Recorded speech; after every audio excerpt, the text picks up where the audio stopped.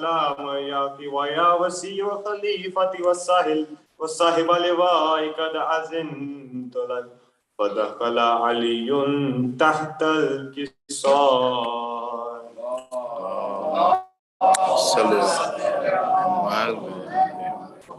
ثم أتيت نحو الكساء وقلت السلام عليك يا بتاه يا رسول الله يتأذنني أن أكون معكم تحت الكساء.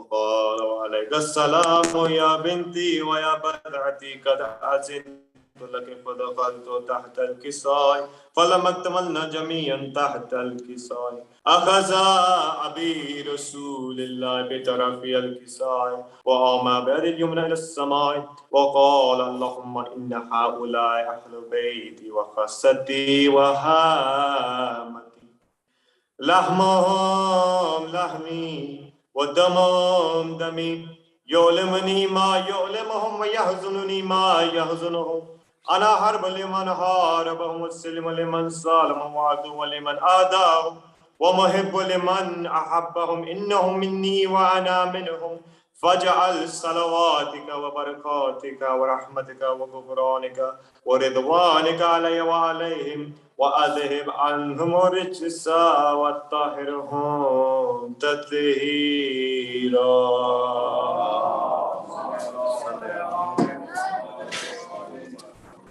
فقال الله عز وجل يا ملائكتي ويا سكان السماوات إني ما خلقت السماء مبني ولا أرض مدهي ولا قمر منير ولا شمس مضيء ولا فلك يدور ولا بحر يجري ولا فلك يسري إلا في محبة هؤلاء الخمسة الذين هم تحت الكساء. فقال الأمين جبرائيل يا رب ومن تحت الكساء؟ فقال عز وجل هم أهل بيت النبوة ومعدن الرسالة هم فاطمة وأبوها وبعلها وبنوها.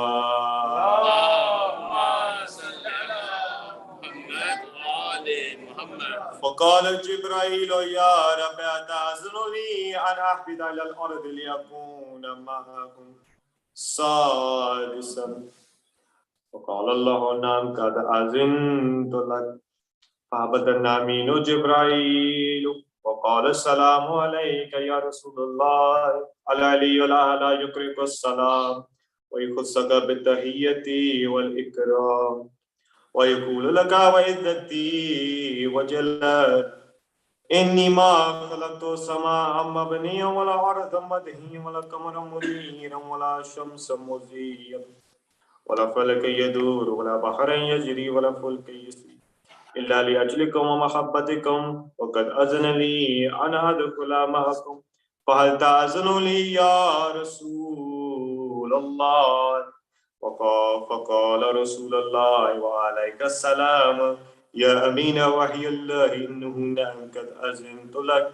فدخل جبرائيل معنا تحت الكساء وقال لأبي إن الله قد أوحى إليكم يقول إنما يريد الله ليذهب عنكم الرجس أهل البيت ويطهركم تطهيرا.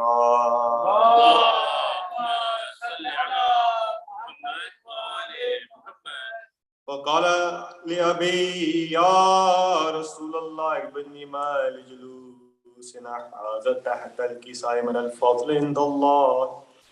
فقال النبي والذي بعثني بالحق النبي مصطفى برسالة النجيم ما زبرق بن هذا في محفل من محافل أهل الأرض وفيه جمع من شيعتنا ومحبين إلا منزلت عليهم الرحمة وحفظ بهم الملائكة واستغفرت لهم إلا أن يتفرقوا. فقال علي عليه السلام إذا والله فذنا وفاز أشيتنا ورب الكعبة.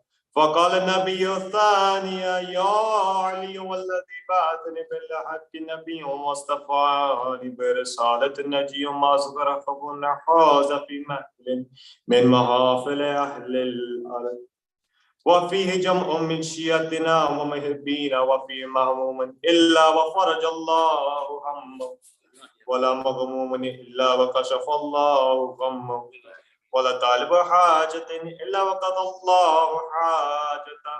وقال علي عليه السلام: إذا الله فزنا وسعدنا وكذلك أشياءنا فازوا وسعدوا في الدنيا والآخرة. ورب الكعبة إن الله وملائكته يصلون على النبي يا أيها الذين آمنوا صلوا عليه وسلموا تسليما.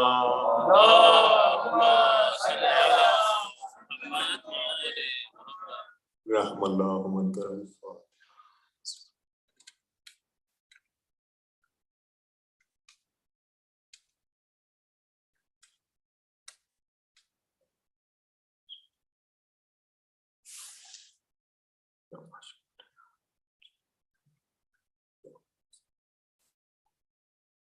والمحمد وآل محمد صلى الله عليه وسلم. اللهم صل على محمد وآل محمد. چل بسم اللہ. فاطمہ دالا جلا مقتل دے پاسے ٹر پیا. فاطمہ دالا جلا مقتل دے پاسے ٹر پیا.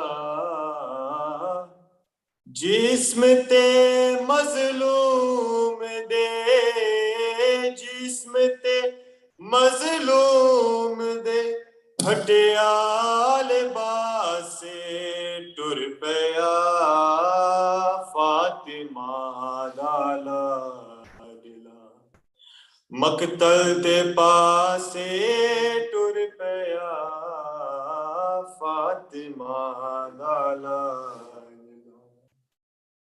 قافلہ کر کے حوالے عابد بیمار دے. قافلہ کر کے حوالے عابد بیمار دے. روندیاں بہناں نو دیندا دلاسے ٹر پیا. فاطمہ دالا دلا مقتل دے پاسے ٹر پیا. فاطمہ دالا چھوڑ کے گھر بار گن کے نال بہنا بیٹیاں. چھوڑ کے گھر بار گن کے نال بہنا بیٹیاں. آمد مختار نو کر کے اداسے ٹر پیا. فاطمہ دالا بعد غازی دے کمر غم ہو گئی شبیر دی. بعد غازی دے کمر غم ہو گئی شبیر دی. پھر بھی مقتل وچوں اے چان لاشے ٹر پیا. فاطمہ دالا دلا مقتل دے پاسے ٹر پیا.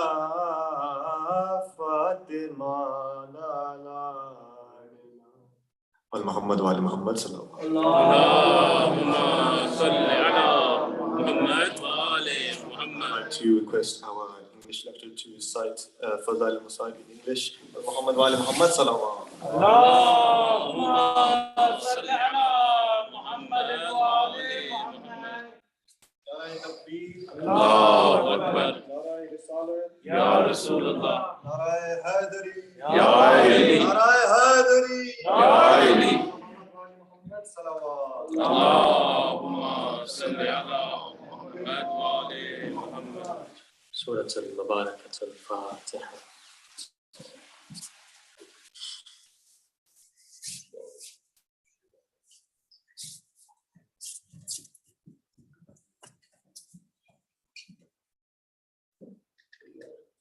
أعوذ بالله من الشيطان اللعين الرجيم بسم الله الرحمن الرحيم الحمد لله رب العالمين الحمد لله الذي هدانا لهذا وما كنا لنهتدي لولا أن هدانا الله لقد جاءت رسول ربنا بالحق الصلاة والسلام على أشرف الأنبياء المرسلين خاتم النبيين سيدنا ونبينا ومولانا أبي القاسم المصطفى محمد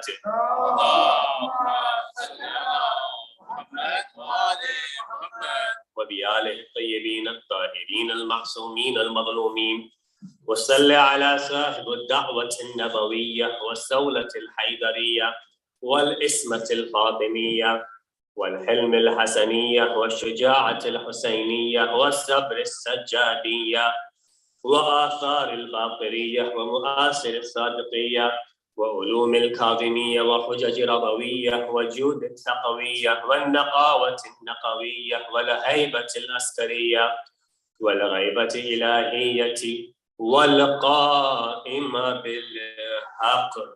اللهم صل على محمد وآل محمد. اللهم عجل وليك الفرج رب اشرح لي صدري ويسر لي أمري واحلل عقدة من لساني يفقه قولي أما بعد فقد قال الله تبارك وتعالى في كتاب الكريم ومحكم كتاب المجيد وقوله الحق بسم الله الرحمن الرحيم وإنك لعلى خلق عظيم.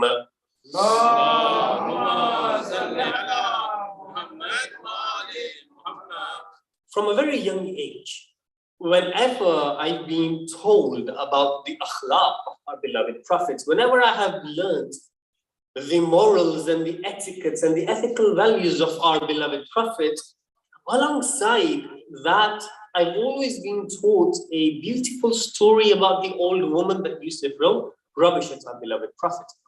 Now, this is a story which is pretty much part and parcel of the ethical discussion when it comes to the Holy Prophet. Now, my elders know much better than I do, and I'm sure a lot of my brothers and sisters have already come across this story. However, I'd like to mention just a few aspects of the story and repeat a little bit of it. We all know about the story that there used to be an old lady in Makkah who used to throw rubbish at the Holy Prophet every time the Holy Prophet used to walk alongside a street. Neither did the lady stop throwing rubbish at the Holy Prophet, and nor did the Prophet change his route. The Holy Prophet was also going in the same route, and the lady also was throwing rubbish at the head of the Holy Prophet, day in, day out, day after day after day after day. However, there comes a point when the Holy Prophet realizes that this lady hasn't thrown any rubbish on me. So, as we all know, he asks around and he finds out the lady is not feeling too well. So, out of courtesy, he goes and visits the old lady. As soon as this old lady, who's now ill on her bed, she can't move, she sees the Holy Prophet, she's like, that's it. Today is the day. He's going to take his revenge. He's going to hit me or be rude to me. But on the contrary, the Holy Prophet says, look, you're not feeling too well, I've heard. Is there anything I can do to help you? And he goes about cleaning around the house and doing chores on behalf of the lady. The lady got perplexed, confused as to what just happened. I've been throwing rubbish at this man for so many days, and when I can't do anything and I'm helpless, he turns it around on its head and he's helping me. And we all know how it ended. And of course, the lady stops throwing rubbish at the Holy Prophet. Now, this is not something very new that we've come across from the lives of the Ahlul Bayt, the lives of the Holy Prophet, which is why the Holy Quran, chapter number 68, verse number 4, Surah Al-Qalam, Allah subhanahu wa ta'ala states, وَإِنَّكَ لَعَلَى خُلُقٍ عَظِيمٍ, and surely, most surely you conform yourself to sublime morality. You are a man of good morals and excellent ethics.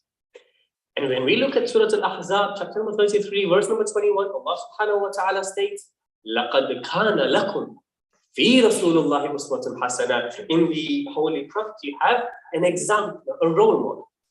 And so, given the whole Prophet's life is a life that is worth emulating, is a life that we need to take as a role model, in tonight's discussion, I'd like to go all the way back to basics.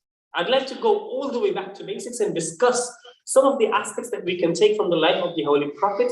And I've titled tonight's discussion, The Best Moral Example. And so in tonight's discussion, trying to go back to basics and discussing the akhlaq of the Holy Prophet and that which our religion proclaims and promotes and encourages. You see, morals, ethical attributes, etiquettes are what makes a person who they are. It is what you can identify a person through. So for example, a person who the way he eats, the way he talks, the way he interacts with the society will tell a lot about that individual. Similarly, a society, if you want to realize what this sort of community is, the school of thought believes in, this society believes in, you look at how they interact with one another. And if you find out that moral ethics, the ethical issues aren't really being practiced, you realize that that society is no longer a society that is alive, but rather they are corpses that walk, talk, and eat within the society. And so when we try and understand our lives, there are two dimensions to our lives. There's legal aspects, so law, and then there is moral aspects, so ethical values. Now, what are these two ethical and what are these two dimensions? You see, law tells us what to do, and morals tells us how to behave. Now, the way that many of us are around this world, we can define ourselves as human doings. I wouldn't call ourselves as human beings necessarily. Why? Because sometimes it's always all about do this, don't do that, do this, don't do that. Rather, morals tells us how to behave. The way that we act in a society sometimes is we'll become human doings rather than human beings. Because the whole idea is that now laws and legal issues are very important within our lives for law and regulation. But at the same time, morality, ethical values are as important, if not more. So where does the word akhlaq come from? The root word of akhlaq is, for instance, it comes from khulq. Khalq and khulq are two different things. Khalq, for example, relates to the exterior. Khulq relates to the interior. Khalq is, for example, the exterior creation, existence of the individual, whereas khulq is the interior development and growth of the individual. So when the Imam Hussain on the day of Ashra introduces Hazrat Ali al-Akbar, what does he say? I am sending towards you that individual who in his khalq and khulq resembles the Holy Prophet. Wow. And this is where we get to when we discuss khalq and khulq. Now, before we continue and take some gems from the life of the Holy Prophet, let me narrate to you a beautiful tradition from our beloved Prophet. He says, إِنَّمَا بُعِثْتُ لِأُتَمِّمَ مَكَارِمُ الْأَخْلَاقِ. Each and every word of this is stepped into it, and I'd like to extrapolate one by one. إِنَّمَا, verily, surely, without a doubt. بُعِثْتُ لِأُتَمِّمَ, I have been sent as a messenger with a message as a prophet. لِأُتَمِّمَ مَكَارِمُ الْأَخْلَاقِ, to perfect morality, to complete this message of ethical values. إِنَّمَا بُعِثْتُ لِأُتَمِّمَ مَكَارِمُ الْأَخْلَاقِ, surely I have been sent to complete and perfect man's morals. Now, when the Holy Prophet says complete this message, what does he mean? It means that the message that Adam brought, the message that Nuh brought, Ibrahim, Ismail, Ishaq, Isa, Yusuf, Musa, all brought the same moral message. However, this prophet, when he came to perfect and complete all of their messages together. Now, let's take this a little bit further. The Holy Prophet says, I have come to perfect makarim al-akhlaq. Yeah, innama bu'ithu liyutammima makarim al-akhlaq. It doesn't say mahasin al-akhlaq. What's the difference between makarim al-akhlaq and mahasin al-akhlaq? Mahasin al-akhlaq means good akhlaq, good morals, good ethical traits. Makarim al-akhlaq means noble morals, noble traits, noble ethical attributes. Let me give you an example. When we say mahasin al-akhlaq, good akhlaq, it's nothing new in this. There's nothing new, nothing of new substance in this. What do I mean? If someone does good to me, wisdom dictates, I will also do good to him. So for example, if someone gives me food when I needed it, when the time comes, I will return the favor and give him that piece of food. When someone's given me his car for a loan or he's given me some cash, when the time comes, I'll return that favor. When someone gives me a house or a shelter or a roof to stay in, good akhlaq dictates that I also give that favor back to him. I return the favor. Now, makarimul akhlaq, noble morals, is you do good to those people that have not necessarily done good to you.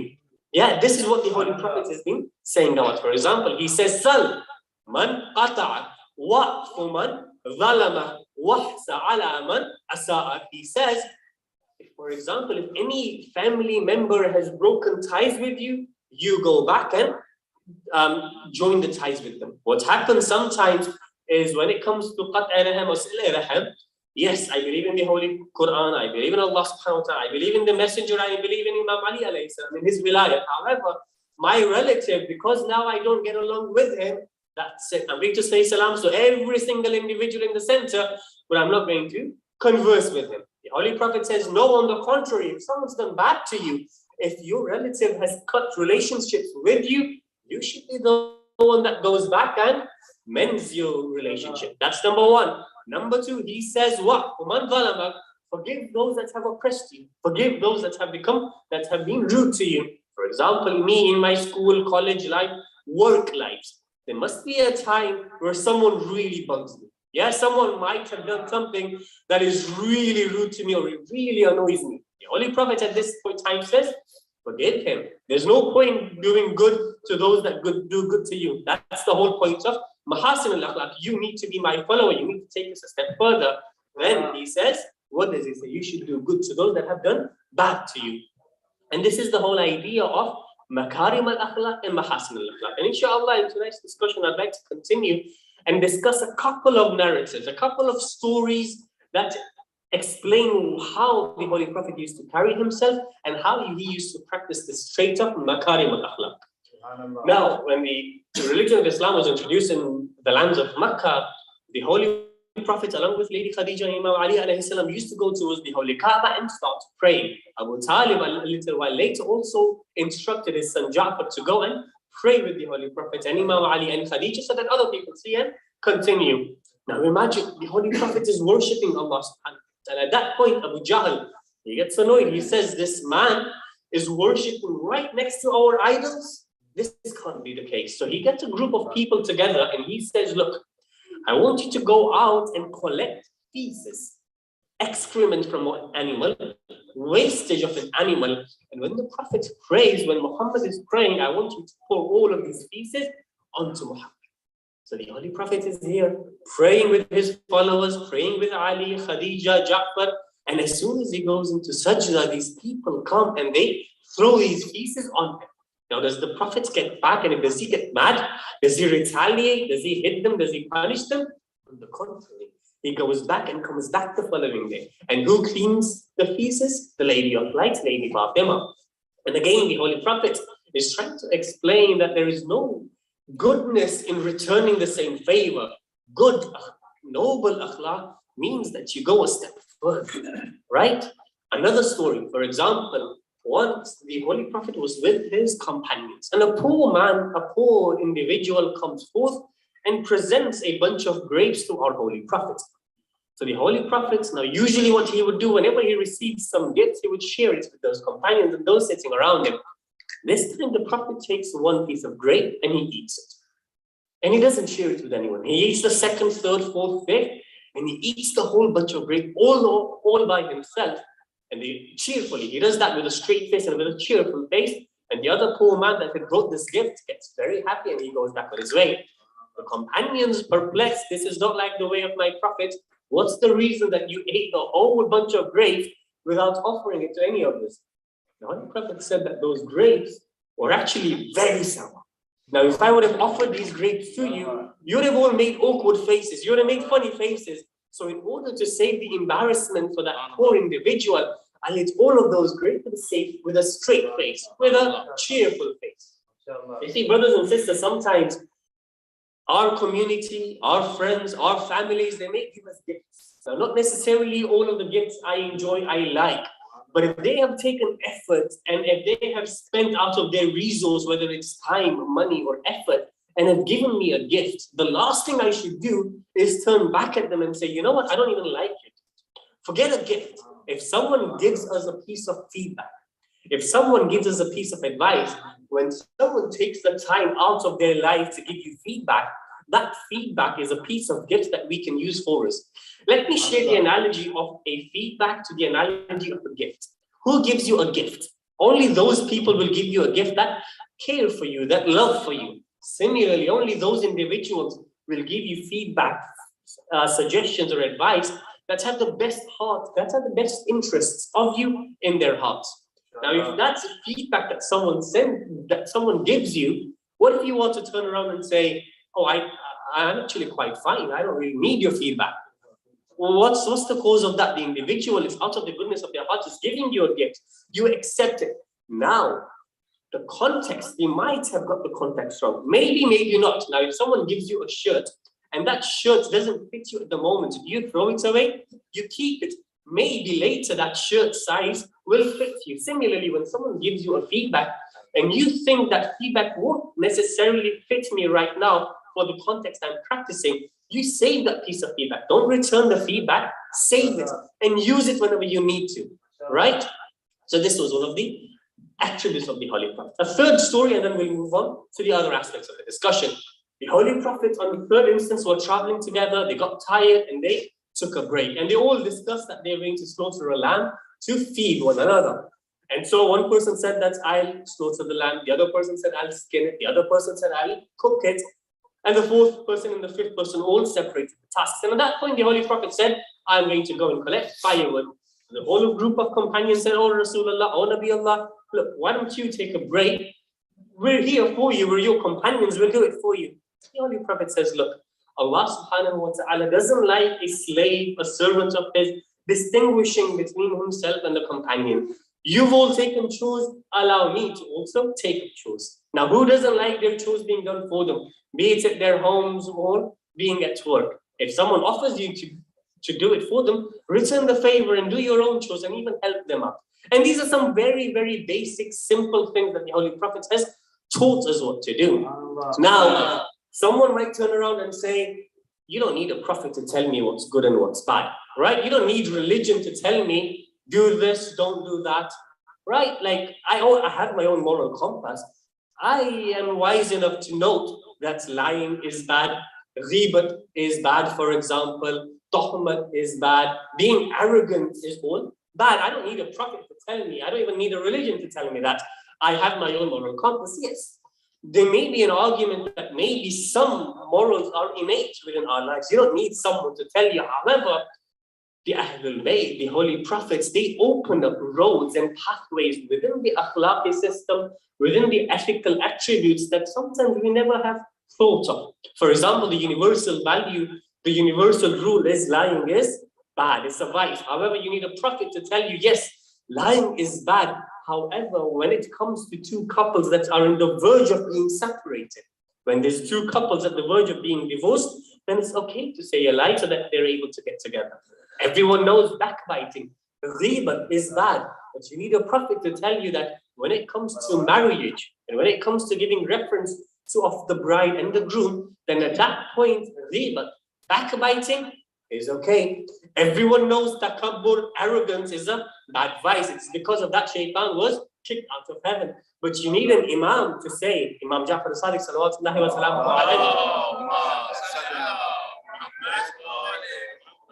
You need an imam to say, takabbur ala al-mutakabbir ibadah. Arrogance against an arrogant is a form of worship, right? So we have universal innate values of moral, but you need an Ahlul Bayt, you need the imams, you need the prophets to open pathways to tell us that this is how you act upon the moral and ethical attributes. So for example, if a person is humble, you have to be humble to them. And if they're arrogant, of course, you try and be humble towards them and break their arrogance to your humble nature. However, there might be some individuals that we come across that, you know what?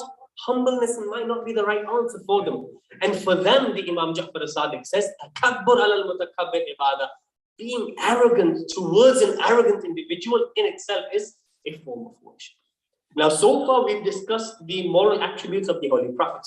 Now, again, some of you might turn around and say, fine, look, this is the Holy Prophet, he's infallible, he is sinless.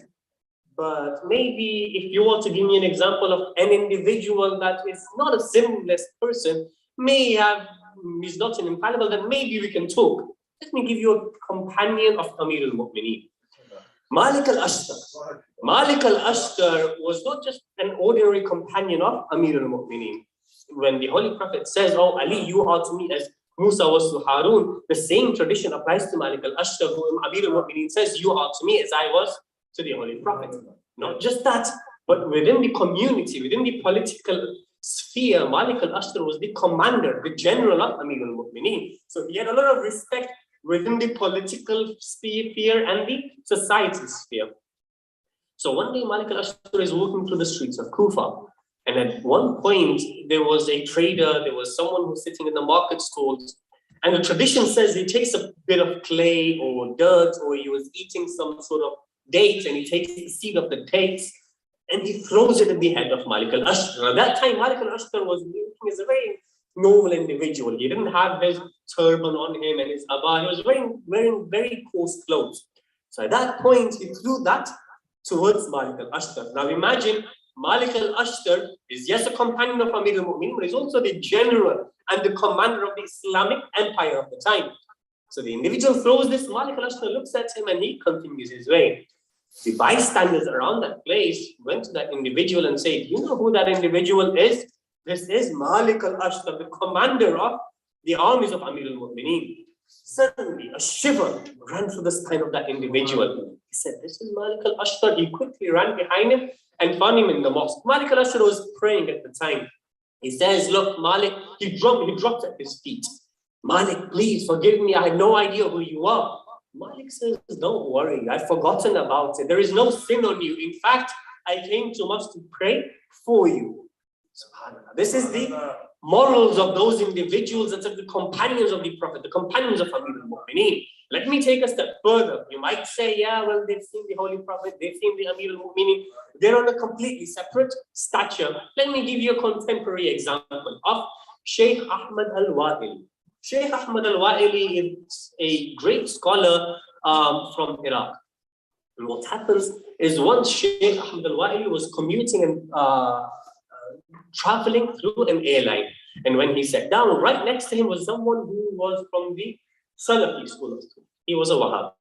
Now Sheikh Ahmad al-Wa'ili, he obviously had his turban, he had his cloak and the abba and the qaba. So the Wahhabi realized that, or the other individual realized that this individual is from the Shiite school of thought. Now he didn't realize that this Sheikh Ahmad al-Wa'ili, being from Iraq, maybe he understands English, maybe he doesn't. So when the air hostess was coming and giving and offering everyone drinks and juice and whatnot, the other person says, give the drink to this filthy dog first. And so the air hostess was going to give it to the Sheikh Ahmad al-Wa'ili. Now the other individual didn't realize that Sheikh Ahmad al-Wa'ili spoke English. So he turns to the air hostess and says, rather, please give the drink first to this noble individual. The other individual with gobsmack. Here, he's just called him a filthy dog. But Sheikh Ahmad al-Wa'ili, he just turns around and calls him a noble individual. He says, why did you just do that? He says, look, when I speak, it's not me who is speaking. When you speak, it's not you who is speaking. Both of us represent the school of thought that we follow. So when I speak, this is the school of thought that I follow, and these are the leaders of my school of thought. Brothers and sisters, when we have a conversation with other individuals within our community, outside our community, never for a moment think that I'm talking as Muhammad or Ali or Zain or Shabbir or so-and-so individual. Talk as if you're talking as the follower of that individual that brought sublime morals, that came to perfect morals, makarim al-akhlaq. Imam Ja'far al-Sadiq, salawatullahi wa salamu alayhi, has been quoted and said, Kunu zaynan lana wa la takunu shaynan alayna. Be a source of ornament for us, not a source of disgrace for us. Habibuna ala nas. Make the people love us. Don't make the people hate us. And one of the best things we can do through that is through our akhlaq. Not through practicing good akhlaq, because anyone can do that. But practicing makarim al-akhlaq, noble akhlaq. Even when someone does bad to you, you do good to them. And so in tonight's discussion, this was our discussion, taking our discussion all the way back to basics and us discussing the akhlaq of the Holy Prophet. Inshallah, in the following lectures, in the following nights, we'll try and build upon some of the things that we have discussed tonight and build upon those. So before we move over to the Nasib of Aba Abdullah, salawat ala Muhammad wa ali Muhammad.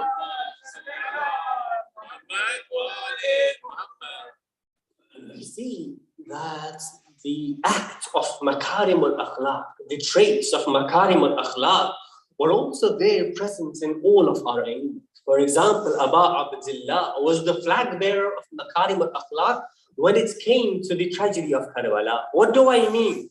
When Aba Abdullah sees the enemy, sees the army of 1,000 strong individuals that have come to attack him. What do I mean? Hur bin Yazid al-Riyahi. When Aba Abdullah sees Hur, what does he do? Does he practice Mahasin al-Akhlaq or does he practice Makarim al-Akhlaq? Even to his enemies, he would give water. Brothers and sisters, yesterday we discussed the departure from Medina. We discussed Aba Abdullah bidding farewell to the grave of his grandfather. We discussed Aba Abdullah bidding farewell to the grave of his brother in Baqi. We discussed Aba Abdullah bidding farewell to the grave of his beloved mother, Fatimah al-Zahra. When Aba Abdullah was ready to depart from Medina, he calls upon the men of the Ahlul Bayt. Abbas comes forward, Akbar comes forward, Qasim, Muhammad, they're all ready to depart. And then a voice goes out, bring forth the women folk of the Ahlul Bayt, the daughters of Ali and Zahra. They come forth. Zainab comes forth. Kulthum comes forward. They're all ready to support them in mounting their camels. Abbas comes forward. Akbar comes forward. Qasim, and Muhammad have all surrounded the camels, all willing to support the daughters of Ali and Fatima. This was the departure from Medina. Let me narrate to you the arrival onto Karbala. The narration states that it was the 2nd of Muharram when Aba Abdullah's horse refused to move forward. He comes down from his horse. He brings forth the Banu Asad, the close by tribe. He asks them, what is this place called? Someone says, my elders used to call it the land of Nainawa. Someone would say this used to be called the land of Shakul Furat, the land of Bab. Imam Hussain says, no, this must have another name. Someone comes forward, my elders used to call this the land of Karbala. Hussain takes the soil of Karbala. He smells it and he says, oh Allah, I pray, I seek refuge from Karbala. I seek refuge from grief and trials. And at that point, he says to the Banu Asad, oh Banu Asad, this is the place where we shall be buried. This is the place where our blood will be spilt. This is the place which is our final resting point. And he orders the tent to be set up. What happens? Abbas comes forward, Akbar comes forward, Qasim comes forward, trying to support Zainab and Kulthum dismount from their camels. That was the departure from Medina. This is the arrival to Karbala. A few days will move past. Akbar is no more. Abbas is no more. Qasim, Muhammad, none of them are available. On the 11th of Muharram, Zainab helps and supports every daughter of Ali and Zahra onto the camel. Nazarat, Shimala, wa Yamina. She looks towards her right. She looks towards her left. Wa Abbasa.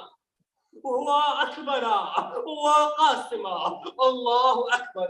As the days move past, as the nights move past, Hussain calls upon his companion. He says, oh my companion, come with me. Let me take you around. He says, he walks a little forward and he says, aha, huna, qutilat rijaluna. This is the place where our men will be killed. This is the place where Abbas will lose his arms. This is the place where Akbar will be struck with a spear. Ha huna, bubihat atfaluna. This is the place where our young ones will be slaughtered. This is the place where Qasim's body will be trampled. This is the place where Own and Muhammad will be slain. Ha huna subiyat nisauna. This is the place where the daughters of Ali and Zahra will be taken captives.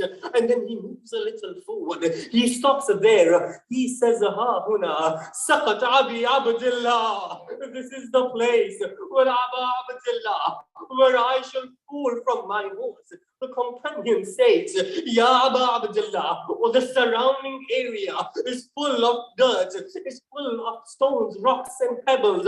However, this place where you point towards your final destination, Ya Aba Abdullah, it seems as if this place has recently been cleaned of all the rocks and pebbles and rocks. Allahu Akbar. Aba Abdullah states, my companion, do you not know, as soon as I left Medina, my mother left Baqi. When I arrived in Karbala, my mother was behind me. My mother has prepared the ground for me.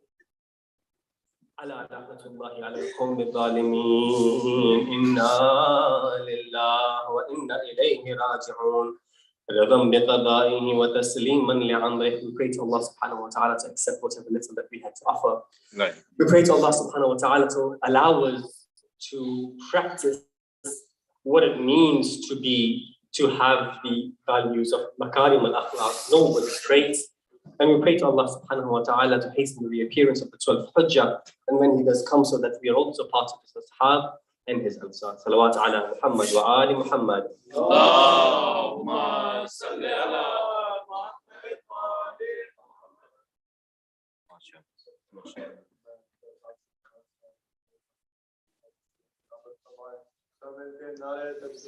Allahu Akbar. Allahu Akbar. Ya Rasulullah. Ya Rasulullah.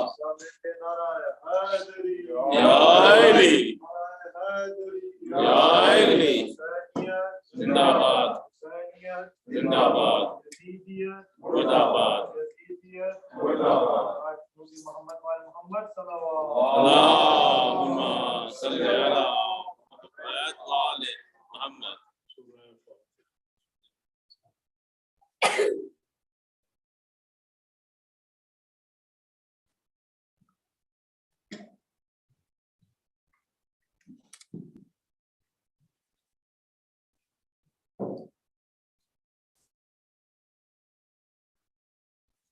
أعوذ بالله السميع العليم من الشيطان اللعين الرجيم بسم الله الرحمن الرحيم الحمد لله رب العالمين والصلاة والسلام على أشرف الأنبياء والمرسلين وآله الطيبين الطاهرين المعصومين الذين أذهب الله عنهم الرجس وطهرهم تطهيرا. اللهم صل على محمد وآل محمد. ولعنة الله على أعدائهم وغاصبي حقوقهم ومنكر فرائضهم من يوم عداوتهم إلى يوم الدين. أما بعد فقد قال الله سبحانه وتعالى في كتابه المجيد وفرقانه الحميد وهو أصدق الصادقين وقوله الحق. بسم الله الرحمن الرحيم من يطع الرسول فقد أطاع الله. صلوات اللهم صل على محمد وآل محمد. اللہ تبارک و تعالیٰ محمد وآل محمد آپ حضرات کی اس محنت کو بارگاہ سید الشہداء میں اجر جزیل کے ساتھ قبول فرمائے. ماشاءاللہ بڑی مقبول اور بڑی بھرپور مجلس، اور خاص کر نوجوانوں کی زبان میں، رائج زبان میں آپ نے سماعت فرمائی. اللہ کے کائنات دیکھ کے محمد و آل محمد ہمارے اس نوجوان خطیب کی توفیقات میں اضافہ فرمائے، اور دیکھ کے محمد و آل محمد ان کی توفیقات میں اضافہ فرمائے. اور اس کے بعد میں یہ امید کرتا ہوں کہ جو تھوڑا سا وقت میں آپ کو رحمت دوں، آپ بڑے خلوص، تعاون اور توجہ کے ساتھ سماعت فرمائیں گے. رات کے عنوان کے ساتھ تھوڑا سا رب کے لیے، میں یطع رسول فقد اطاع اللہ، جس نے رسول کی اطاعت کی اس نے اللہ کی اطاعت کی. اطاعت اللہ ہی کی مطلوب ہے، مگر وہ اس وقت تک ممکن ہی نہیں جب تک رسول کی اطاعت نہ کر لی جائے. چنانچہ پیغمبر اکرم صلی اللہ علیہ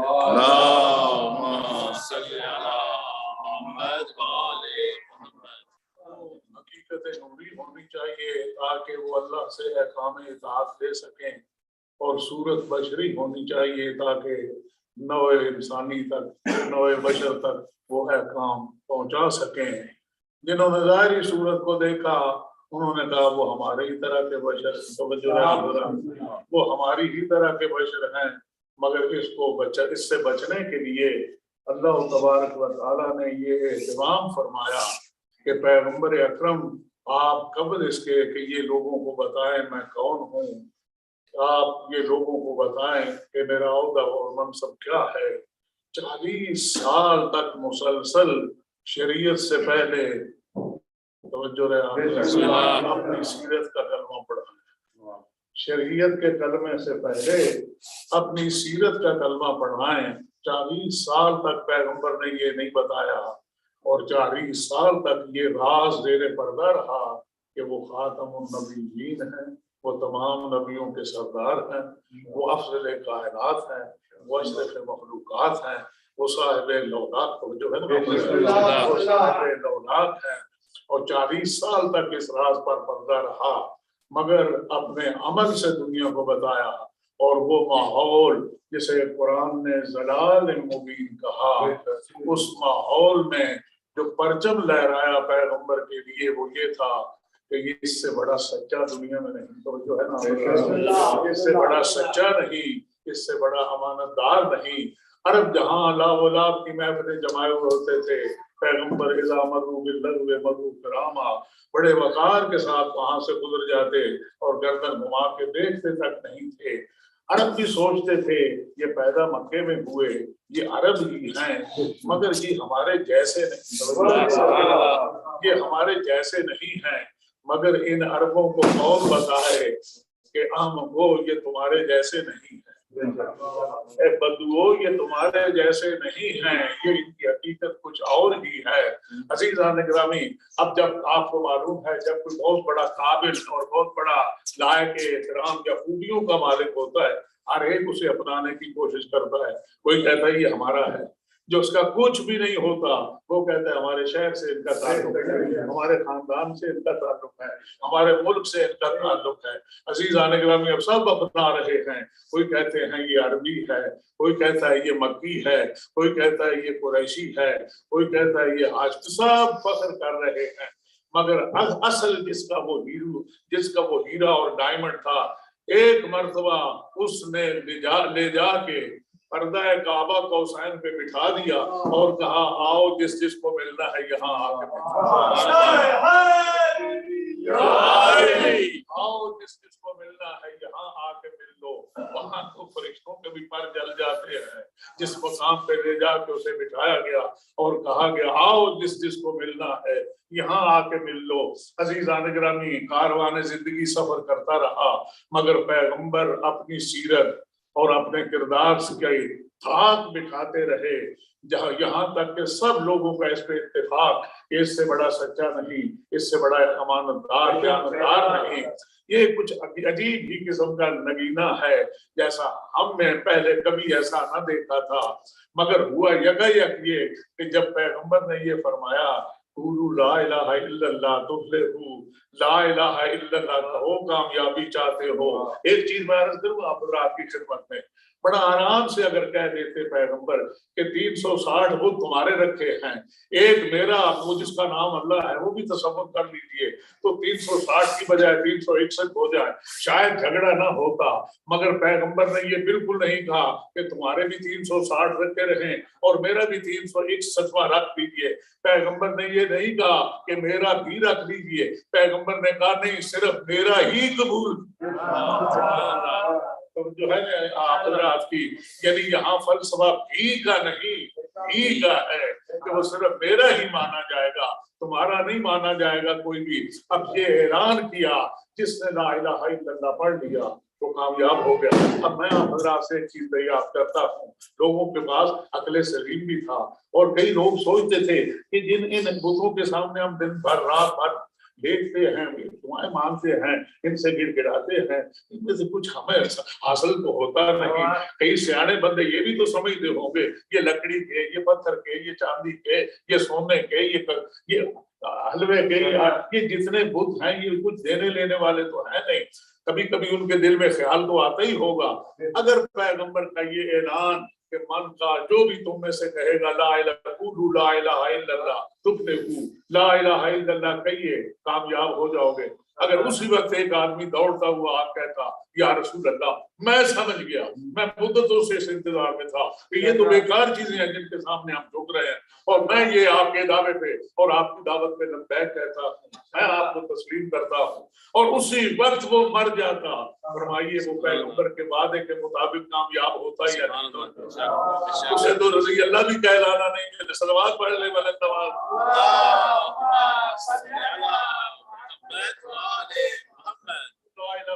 وہ کہتا ہے میں سمجھ گیا معبود کوئی ایک ہی ہے، اور پیغمبر نے بڑے بلیغ انداز سے فرمایا، پیغمبر جس کی زبان میں وہ تاثیر اللہ نے بخشی ہو اور جس کے ساتھ وہی کی آمیزش بھی ہو، وہی کی بھی ساتھ ہو تائید، فرمایا کہ دیکھو جو بننے میں تمہارے محتاج ہیں، جو رکھے جانے میں تمہارے محتاج ہیں، جو نہ تمہاری سنتے ہیں نہ جواب میں کچھ کہتے ہیں، جنہیں تم نے بنایا ہے وہ تمہارے خالق کیسے ہو سکتے ہیں، وہ تمہارے معبود کیسے ہو سکتے ہیں، وہ تمہارے لیے ایسے کیسے ہو سکتے ہیں کہ تم ان کی عبادت کرتے رہو۔ بس اب کیا تھا، اب بتوں پہ باہر پڑنا تھی کہ سب جو کل تک راستے میں آنکھیں بچھاتے تھے، میرا میرا اور ہمارا ہمارا کہتے تھے، آج وہی دشمن ہو گئے، راستے میں کانٹے بچھانے لگ گئے، طرح طرح کی تکلیفیں دینے پہ اب وہ تیار ہو گئے۔ اب میں جس طرح ممکن ہوگا میں کوشش کروں گا آپ حضرات کی خدمت میں عرض کروں۔ اب سب لوگ سوچ رہے ہیں کہ محمد بڑی اچھی زندگی گزار رہے تھے، مگر یہ یکا کیا ہو گیا انہیں، ان پہ یا تو کوئی جادو ہو گیا ہے یا ان پہ کسی جن کا اثر ہو گیا ہے، نہ معلوم اسے کیا ہوا۔ چنانچہ پیغمبر شاعر کہے گئے، پیغمبر دیوانہ کہے گئے، پیغمبر پہ جادو کہا گیا، پیغمبر کے طرح طرح پہ پیغمبر کے لیے یہ الفاظ اس قسم کے استعمال کیے گئے۔ اگر آپ سمجھ جائیں گے تو آپ کو لطف آئے گا۔ پیغمبر کو جادو کیے گئے کہا، پیغمبر کو جادوگر کہا، پیغمبر کو شاعر کہا، پیغمبر کو مجنون کہا، مگر پیغمبر کو ہزیان کسی نے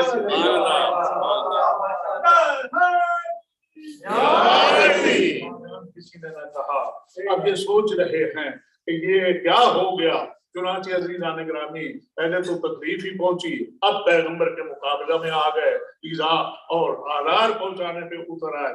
چنانچہ طرح طرح کی مصیبتیں کھڑی کی، کبھی راستے میں کانٹے بچھائے، کبھی کہا کہ جب یہ قرآن پڑھے وہ تو آیا ہی اس لیے تھا، هو الذی بعث فی الامیین رسولا منہم یتلو علیہم آیاتہ ویزکیہم ویعلمہم الکتاب والحکمہ۔ وہ تو جب تلاوت کرتا تھا، قرآن ایسی کتاب ہے چونکہ عربوں کی زبان میں ہے، جنہیں نہیں بھی پسند تھی چھپ چھپ کے سنتے تھے۔ بات بڑی عجیب ہے، کلام بڑا عجیب ہے، بات بڑی لطیف ہے جو قرآن کے اندر آئی ہے، چھپ چھپ کے سنتے تھے۔ جب یہ پتہ چلا، ابو جہل کے بیٹے نے کہا بابا وہ تو پیغمبر تو کہتا ہے کہ تم اس قسم کی جو میں صورتیں لے کے آیا ہوں ایک صورت بنا کے لے آؤ، بس ختم ہوگی بات، تم بھی ایک صورت بنا کے لے چلو۔ کہتا ہے بیٹا بات سنو، نہ ہم سے بنتی ہے نہ ہم نے بنانی ہے، بہتر یہ ہے تم سنو ہی نہ کرو۔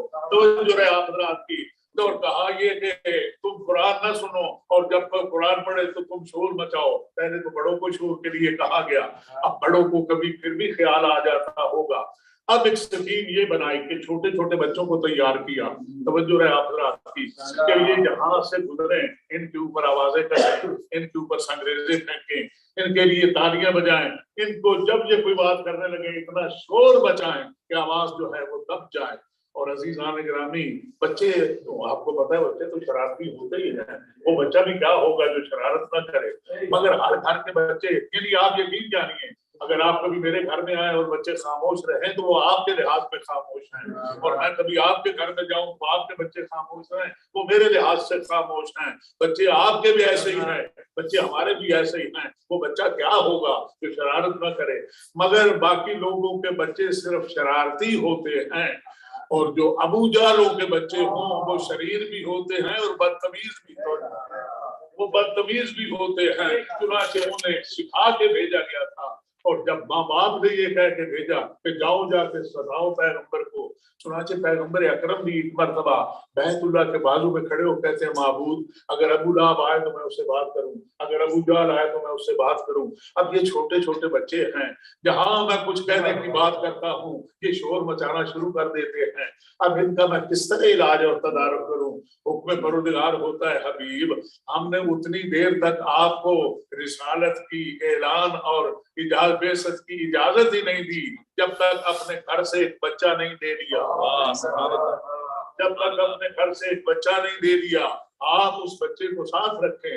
عزیزان گرامی، میں اس بچے کی بات کر رہا ہوں جو کعبہ میں پیدا ہوا تھا، جسے رسول نے اپنے زبان چسائی تھی، جسے رسول نے اپنی گود میں پالا تھا، جسے رسول نے اس زمانے تک جب وہ خود چبا کے کھانے کے قابل نہیں تھا، پیغمبر اس کے لیے غذا چباتے تھے اور اپنی زبان اس کے منہ میں رکھتے تھے اور اسے اس طرح کھانا دیتے تھے۔ اس نے بڑے ہو کے کہا اللہ بانی رسول اللہ زکن دکا، مجھے پیغمبر نے علوم اس طرح تعریف کیے جس طرح پرندہ اپنے بچے کو چوگا دیتا ہے، وہ پیغمبر کے زیر سایہ بڑھتا رہا، اور پھر خود اس نے کہا میں پیغمبر کے ساتھ یوں ہوتا تھا جس طرح ناکا کے ساتھ اس کا بچہ ہوتا ہے، کے ساتھ اس کا بچہ ہوتا ہے۔ ایک جملہ پڑھوں آپ کے سامنے، آپ نے ہمیشہ سنا پیغمبر کا سایہ نہ تھا، جس کا سایہ علی ہو اس کو کسی دوسرے سایہ کی ضرورت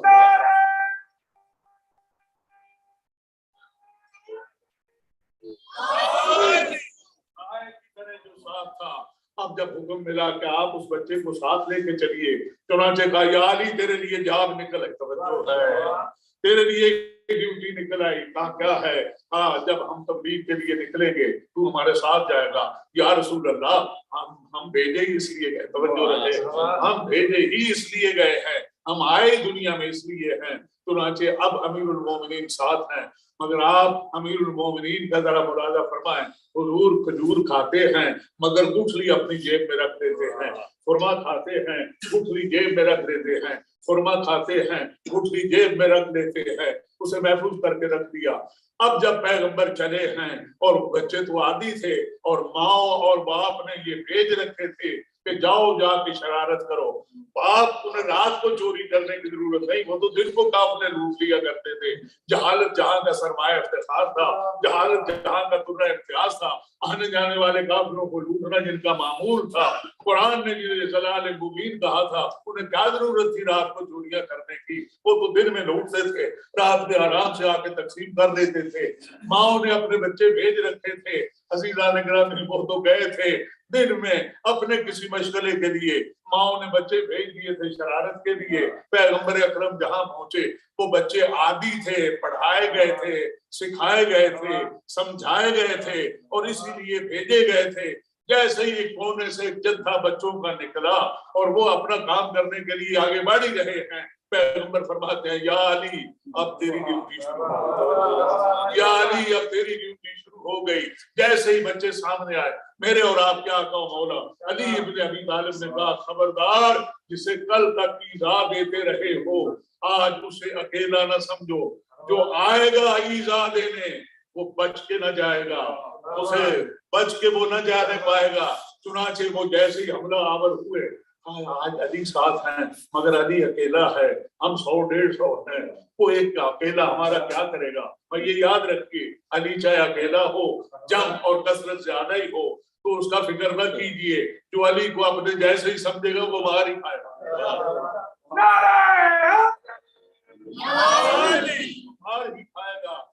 چنانچہ امیر المومنین نے پہلے کہا خبردار میرے محبوب کو، میرے حبیب کو، میرے آقا کو آج ایذا نہ پہنچانا ورنہ اس کا ری ایکشن بھی ہوگا۔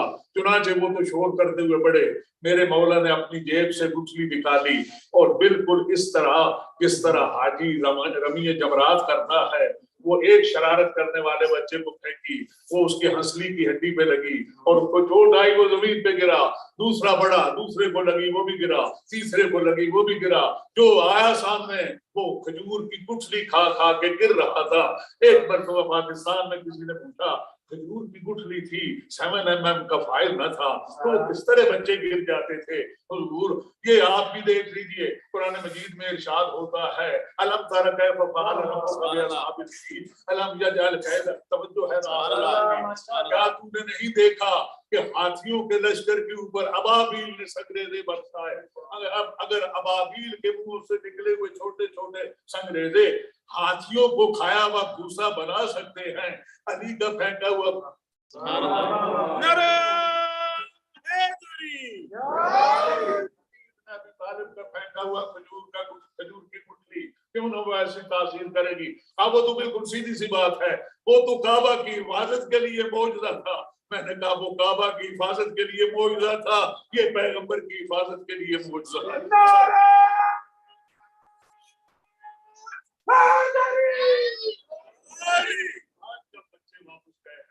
تو پھر خیریت سے نہیں گئے، کوئی ہاتھ پکڑے ہوئے ہے، اس کے ہاتھ میں درد ہو رہا ہے، کوئی ہنسلی کی ہڈی، کوئی پسری کی ہڈی پہ ہاتھ رکھے ہوئے ہے، کسی کے سینے پہ چوٹ آئی، کسی کی پیشانی پہ چوٹ آئی۔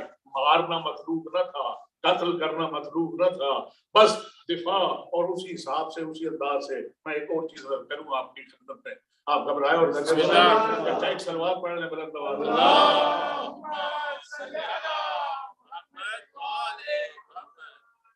علی ابن ابی طالب کو جو کہا گیا نا غالب علی کل غالب، مطلوب کل طالب، علی کو جتنی قوت مطلوب ہوتی تھی اتنی علی کے ہاں موجود ہوتی تھی، جتنی علی کو طاقت مطلوب ہوتی تھی وہ علی کے ہاں پہلے سے موجود ہوتی تھی۔ ایک دفعہ طواف کے دوران ایک شخص کو امیر المومنین نے چھوٹی سی چپت لگائی اور وہ اس نے دیکھا کہ علی نے تماچا مارا، اس نے جا کے خلیفہ وقت کے سامنے شکایت کر دی۔ اب نام بتانے کی ضرورت نہیں، آپ کی ساری عمر گزر صلوات پڑھ لیں۔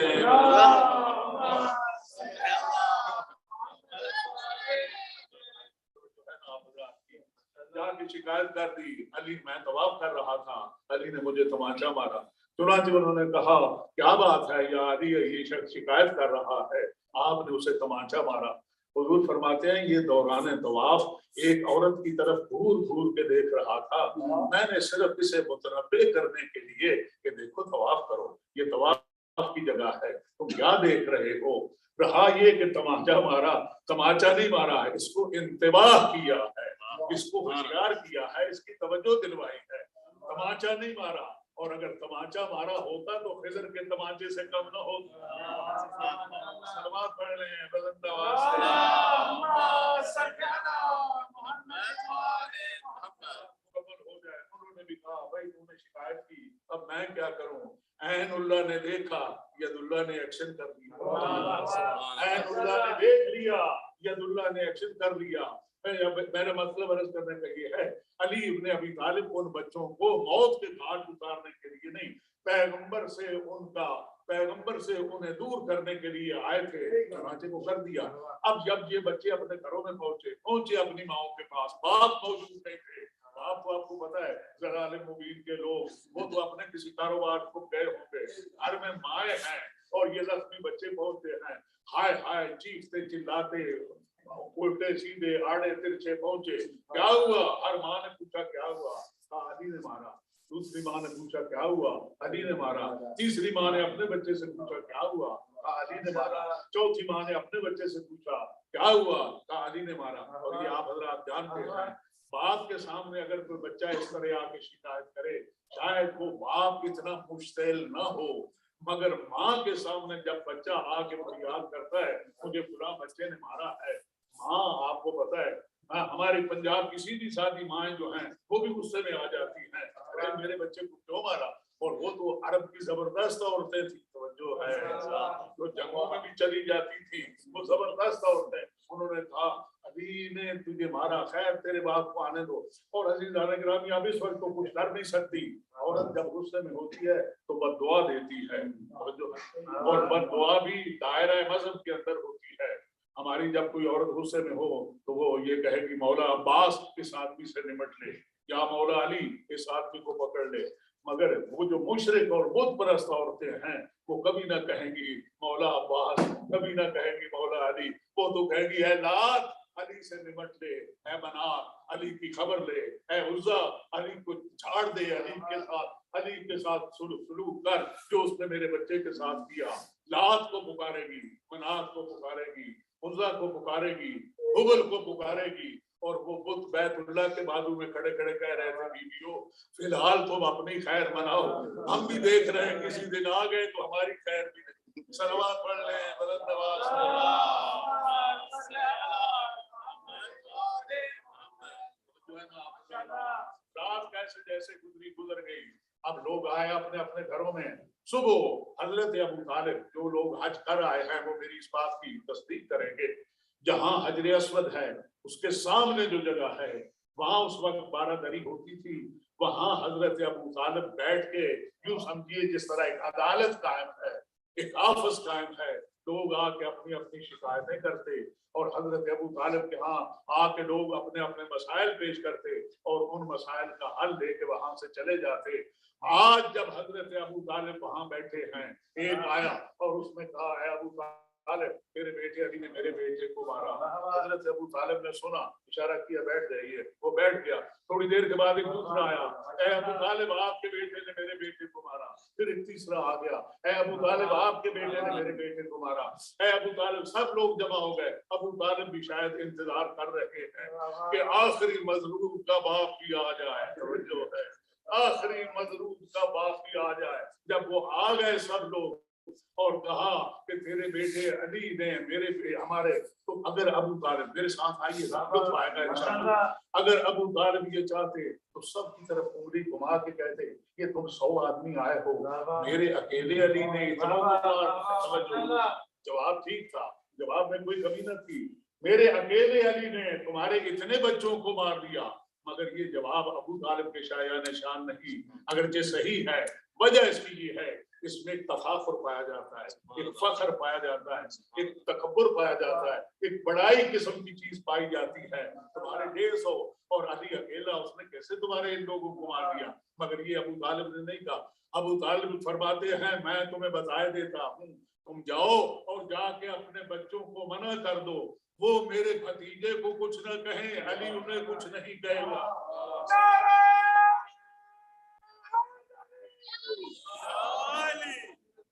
کو کچھ نہ کہیں، علی انہیں کچھ نہیں کہے گا. گویا ابو طالب نے تو اپنے بیٹے کا مزاج بتا دیا، ابو طالب نے تو اپنے بیٹے کی ساری سیرت بتا دی. ابو طالب نے تو اپنے بیٹے کی ساری وہ غرض جو رب ادخلنی مدخل صدق واخرجنی مخرج صدق واجعلنی من لدنک سلطانا نصیرا، وہ جو سلطان نصیر معبود کبریا سے مانگا تھا، اس کی غرض بھی بتا دی کہ تم اپنے بیٹوں کو سمجھا دو، میرے بھتیجے کو وہ کچھ نہ کہیں، علی انہیں کچھ نہیں کہے گا. یہ ہے ساری زندگی کا علی ابن ابی طالب کا معمول. جو ہاتھ پیغمبر کی طرف بڑھا وہ پھر علی ابن ابی طالب. صلوات پڑھ لیں.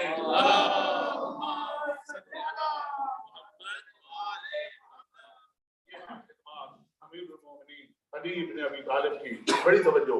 اللہ تبارک و تعالی حکم دیتا ہے اے حبیب، یہ لوگ ان کے علل اعلان دعوت دینے سے پہلے یہ ہے کہ ایک مرتبہ ان سب کو اپنے ہاں بلا کے ان کی دعوت کیجیے.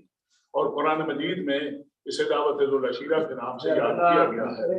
چنانچہ حکم پروردگار سے پیغمبر نے دعوت کا اہتمام کیا.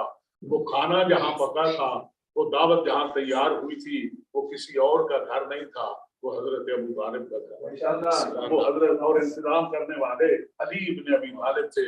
جب اس دعوت کا اہتمام کیا، کہا سارے ہاشمی یہاں جمع ہو جائیں. وہ 40 یا 42 آدمی تھے، وہ سب لوگ جمع ہو گئے.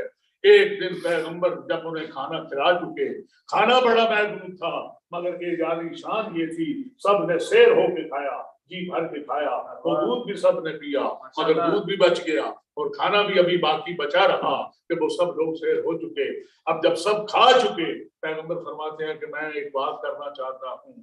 لوگوں نے کہا یا رسول اللہ اے محمد، توجہ رہے آپ حضرات کی، ہمیں معلوم ہے ہم میں تھوڑے مصروف ہیں، معاف رکھنا، ہم نے کھانا کھا لیا، اب ہم زیادہ دیر نہیں ٹھہر سکتے، اب ہمیں اجازت دیجیے۔ چنانچہ پیغمبر تو خلق عظیم کے مالک تھے، وہ دیکھتے رہے، لوگ ایک ایک کر کے جاتے رہے، ابو طالب بھی دیکھتے رہے، سب لوگ جب نکل گئے کہا پھر انتظام کرو۔ دوسرے دن پھر اہتمام کیا، پھر اسی طرح کھانے کا انتظام کیا، لوگوں کو بلایا، اور جب کھانا کھا چکے اب پیغمبر فرماتے ہیں کہ میں نے تمہیں ایک خاص مقصد کے لیے بلایا اور تمہارے لیے کھانے کا انتظام کیا، میری ایک بات سن لیجیے۔ کہا نہیں اے محمد ابن عبداللہ، ہمیں بہت مصروفیت ہے، اور اس میں سب سے آگے آگے جو تھے وہ ابو لہب، توجہ ہے نا آپ حضرات، جس کے لیے قرآن نے کہا تبت یدا ابی لہب، یہ ابو لہب سب سے آگے آگے تھا، اور چونکہ حضور کا چچا ہوتے ہیں لہذا حضور بھی خاموش ہو گئے۔ جب دوسرے دن بھی چلے گئے، تیسرے دن پھر اسی طرح اہتمام کیا۔ عزیزان گرامی، یہ ہیں خلق عظیم، اسے کہتے ہیں انک لعلی خلق عظیم۔ 2 دن کھانا کھا کے لوگ بات بھی سننے کے لیے آمادہ اور تیار نہیں ہوئے۔ تیسرے دن جب جانے لگے، اب حضرت ابو طالب ایک تو خاندان میں بھی بڑے تھے، دوسرا اس وقت ہاشمی سردار ابو طالب تھے، اس کے کندھے پہ ہاتھ رکھ کے کہا او آور پھینگے، 2 دن سے میرا بھتیجا کھانے کا انتظام کر رہا ہے، جب وہ کوئی بات کرنا چاہتا ہے تم کہتے ہو ہمیں معلوم ہے ہمارے گھر کی بات ہے، میں ایک جملہ یہاں کہتا ہوں اگر آپ سمجھ گئے تو لطف آئے گا۔ بس اوقات ہوتا یہ ہے پیغمبر کہنا چاہتے ہیں اور لوگوں کو معلوم ہے کیا کہنا چاہتے ہیں مگر کہنے نہیں دیتے، اور کبھی یوں ہوتا ہے پیغمبر کچھ لکھنا چاہتے ہیں، لوگوں کو معلوم ہے کیا لکھنا چاہتے ہیں مگر لکھنے نہیں دیتے۔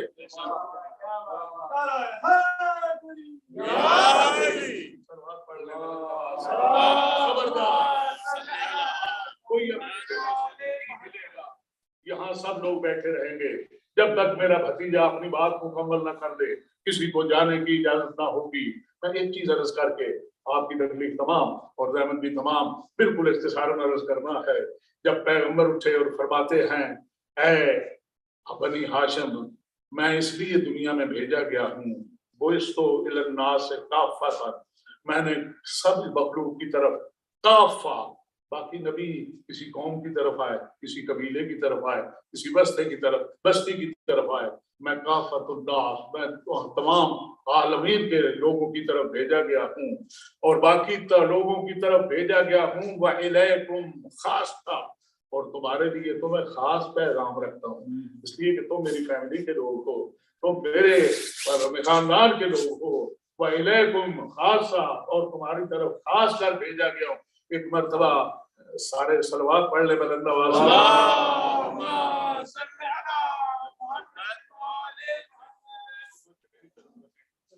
میں اللہ کی طرف سے وہ تحفہ لے کے آیا ہوں جو مجھ سے پہلے کوئی لے کے نہیں آیا۔ اللہ تبارک و تعالیٰ نے مجھے رسالت، ختم الرسل، خاتم النبیین بنا کے بھیجا ہے۔ میں تمہارے لیے ہدایت اور کامیابی کی چیزیں لے کے آیا ہوں، جو اس سلسلے میں تبلیغ کا سلسلہ شروع کرنے والا ہوں۔ جو بھی اس سلسلے میں میری مدد کرے گا، توجہ ہے، جو بھی اس سلسلے میں میری مدد کرے گا وہ میرا وسیع ہوگا، وہ میرا جانشین ہوگا، وہ میرا خلیفہ ہوگا۔ جو بھی میری مدد کرے گا اس معاملے میں، وہی میرا وسیع ہوگا، وہی میرا جانشین ہوگا، وہی میرا خلیفہ ہوگا۔ لیجیے عزیزوں اور دوستوں، ساری فیملی بیٹھی ہے، 42 یا 40 آدمی ہیں۔ پیغمبر نے خلافت بھی یوں ٹیبل پہ رکھ دی، وزارت بھی یوں رکھ دی، وصایت بھی یوں رکھ دی، اور دعوت عام ہے، سجائے عام ہے یاران نقطہ دان کے لیے۔ آؤ، جو بھی تم میں سے میری مدد کرے گا وہی میرا وزیر ہوگا، وہی میرا وسیع ہوگا، وہی میرا جانشین ہوگا۔ عزیزان گرامی، باقی سب لوگ خاموش رہے۔ ایک بچہ اٹھ کے کھڑا ہوا اور پہلی بات یہ کی یا رسول اللہ، توجہ رہے آپ کی، یا رسول اللہ۔ آج آپ دنیا میں سنتے ہیں نعرہ تکبیر، اللہ اکبر، نعرہ رسالت، کروڑوں کی آواز آتی ہے یا رسول اللہ۔ یہ دعوت ذوالعشیرہ میں پہلی مرتبہ یا رسول اللہ کی آواز گونجنے والی میرے مولا علی بن ابی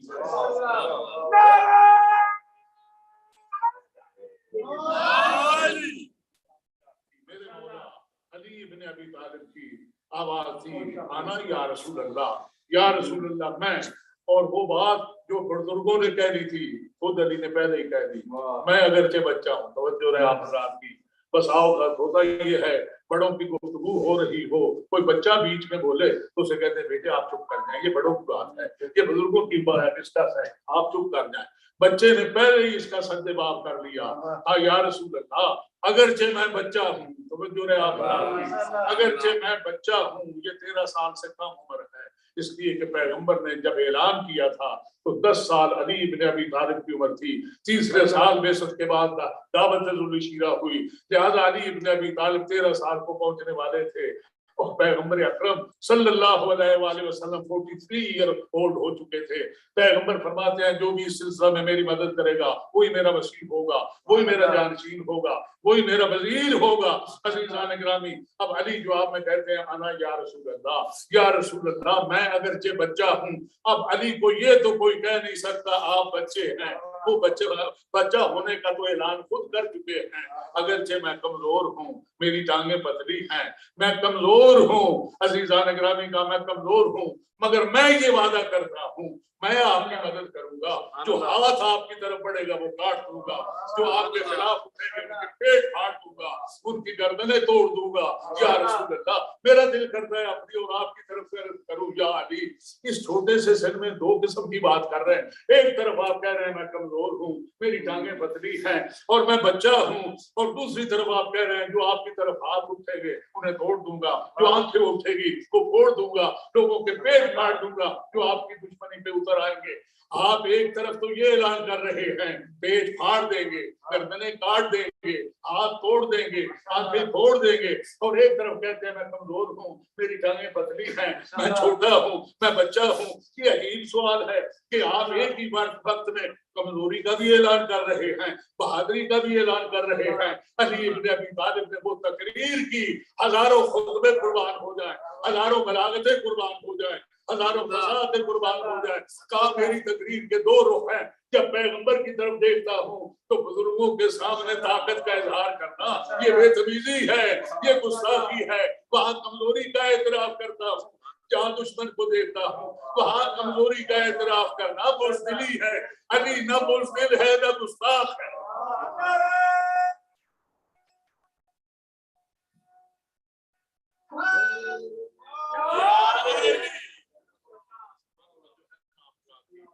اچھا اب یہ ہے یہ دو آدمیوں کے دو قول ہیں جو آپ کے سامنے ہیں۔ ایک بزرگ جس کی 40 سال سے اوپر عمر ہے، وہ کہہ رہا ہے جو اس سلسلے میں میری مدد کرے گا میرا وسیع ہوگا، میرا جانشین ہوگا، میرا وزیر ہوگا۔ ایک جس کی 13 سال سے بھی کم عمر ہے وہ کہتا ہے میں اس سلسلے میں مدد کروں گا۔ دو وعدے آپ کے سامنے ہیں، میرا واجب الاحترام مجمع، دو وعدے آپ کے سامنے ہو گئے، ایک 13 سال کے بچے نے کیا، ایک پیغمبر نے کیا۔ اب آپ سوچئے ذرا کہ زمانہ گزر جائے، 10 20 23 سال گزر جائیں، کیا خیال ہے کہ وعدے میں کمزوری اور نقص کس طرف سے آ جانے کا امکان ہے؟ کیا وہ جو 40 سال سے بزرگ ہیں وہ اپنے وعدے کے خلاف کر جائیں گے، یا جو 13 سال کا بچہ ہے وہ بچپنے کی بات تھی شاید وہ اپنا وعدہ پورا نہ کرے؟ مجھے رب کعبہ کی قسم نہ پہلی بزرگ نے جو وعدہ کیا تھا نہ وہ اپنے وعدے سے 1 انچ ادھر ہوئے، نہ جو بچے نے اعلان کیا تھا نہ وہ بچہ 1 سینٹی میٹر اپنے وعدے سے ادھر ہوا۔ اب جب پیغمبر نے اس پہ تصدیق کر دی ہے، پیغمبر نے علی بن ابی طالب کا نام لے کے علی کی طرف اشارہ کر کے، بڑی توجہ، لوگ پوچھتے ہیں شیعہ کب سے ہیں؟ شیعہ دعوت ذوالشیرہ کے دن سے ہے۔ پیغمبر دعوت کر رہے تھے، پیغمبر فرما رہے تھے اللہ میرا مولا ہے، میں توحید کا پرچارک ہوں، میں توحید کا پیغام لے کے آیا ہوں۔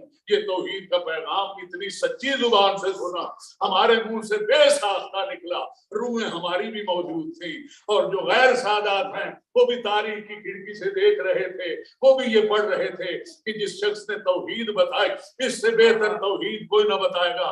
بے ساختہ ان کی روحوں نے پڑھا لا الہ الا اللہ، اور جب کہا کہ مجھے اللہ نے اپنا رسول بنا کے بھیجا ہے، ذرا بھی شک نہ ہوا فوراً کہا محمد رسول اللہ. اور جب علی نے وعدہ کر لیا اور پیغمبر صرف چپ نہیں رہے, پیغمبر فرماتے ہیں یہ علی میرا وصی ہے, میرا وزیر ہے, میرا خلیفہ ہے, اس کی سنو اور اطاعت کرو, اس کی سنو اور اطاعت کرو, اس کی سنو اور اطاعت کرو.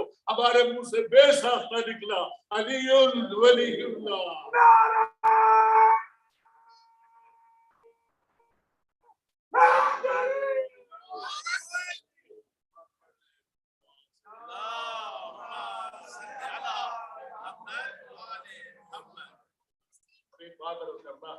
اگر آپ توجہ فرمائیں, بڑی توجہ رہے. ابو لہب سے اور تو کچھ نہ بن پڑا, ابو طالب کے کندھے پہ ہاتھ رکھ کہتا ہے ابو طالب پروگرام تو ہو گیا, مقصد دعوت بھی پورا ہو گیا, جو تیرا اور میرا بھتیجا کہنا چاہتے تھے انہوں نے اپنے بھرپور انداز میں کہہ دیا, سب کچھ ہے, مگر تیرے لیے ایک نئی جاب نکل آئی, تیرے لیے ایک نیا کام نکل آیا. ہم تو جس طرح گزرے گی گزار دیں گے, تیرے لیے یہ ہے کہ اپنے بیٹے کی سن اور اطاعت, توجہ ہے نا آپ کا, اپنے بیٹے کی سن اور اطاعت کر. تیرے لیے یہ حکم آ گیا کہ اپنے بیٹے کی اطاعت کر اور اس کا حکم سن. اب یہ ہے کہ آپ باقی زندگی بیٹے کی طرف دیکھتا رہے اور اس کی اطاعت کرتا رہے اور اس کے حکم پہ عمل کرتا رہے, یہ تیرے لیے جاب نکل آئی. آپ گھبرائے اور تھکے تو نہیں. حضرت ابراہیم نے کہا تھا یا ابت انی جعلنی من العلم ما لم یأتک فاتبعنی اہدک صراطا سویا. سورہ مریم کے اندر آیا, ابراہیم نے کہا تھا اپنے چچا آدم سے کہ اے چچا میرے پاس اللہ کے ہاں سے وہ علم آ گیا جو تیرے پاس نہیں آیا, میری اتباع کر, میری اتباع کر. لگتا ہے یہ مقام ابراہیم پہ فائز ہے, جس طرح ابراہیم نے, تم تو کہتے ہو ابراہیم کا باپ تھا وہ, ابراہیم نے اپنے باپ سے کہا میری اتباع کر, آدھے کا صراطا سویا, میں تجھے سیدھا راستہ بتاؤں گا. یہ بھی فخر ابراہیم ہے. اگر یہ اپنے باپ سے کہے بابا اللہ نے جو کچھ مجھے عطا کیا وہ تجھے عطا ہے, سلوات پڑھ لے بلند آواز سے. اچھے وہ اپنی اولاد کو ملنے والے انعامات اور اکرامات سے اللہ کا شکر کرتے ہیں, حسد نہیں کرتے. سلوات پڑھ لیں بلند آواز سے.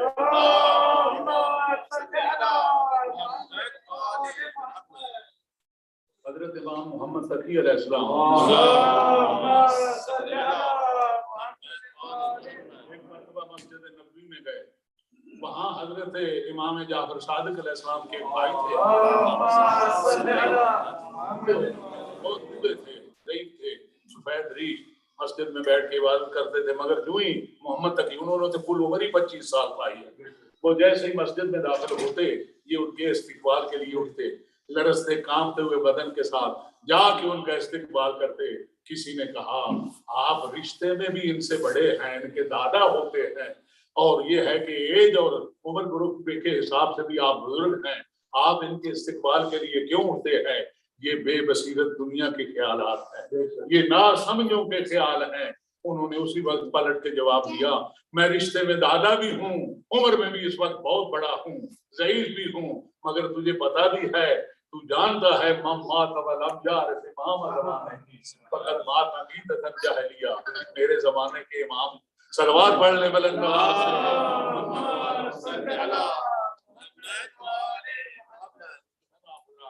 میری طرف متوجہ رہے, بس ختم ہوگی بات, بڑی توجہ رہے. ماشاءاللہ اللہ آپ کی عزاداریاں قبول اور منظور فرمائے.